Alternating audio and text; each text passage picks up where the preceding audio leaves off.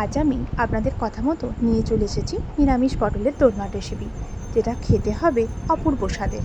প্রথমেই নিয়েছি পটল, যেটা ভালো করে ধুয়ে দুই দিকের মুখগুলো কেটে পাত দিয়ে ভেতর থেকে একটা চামচের পিছন দিক দিয়ে পটলের শাঁসটাকে বের করে নেব।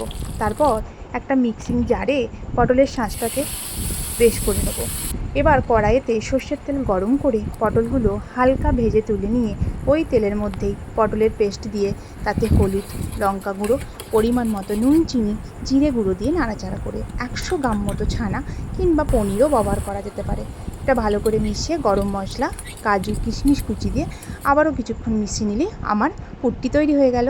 ঠান্ডা হয়ে যাওয়ার পর ভেজে রাখা পটলের মধ্যে পুরগুলো আস্তে আস্তে ভরে নেব। এবার পটলের দোরমার গ্রেভির জন্য কড়াইতে তেল গরম করে জিরে, গোটা গরম মশলা, গ্রেট করা আদা, টমেটো কুচি, হলুদ, কাশ্মীরি লঙ্কা গুঁড়ো, ঝাল লঙ্কা গুঁড়ো, ধনে গুঁড়ো, জিরে গুঁড়ো, স্বাদ মতো নুন আর চিনি দিয়ে দেব। তারপর কাজু, চীনাবাদাম, টক দইয়ের পেস্ট দিয়ে ভালো করে আবারও মশলাটাকে খানিকক্ষণ কষিয়ে নিয়ে পরিমাণ মতো জল দিয়ে দেব।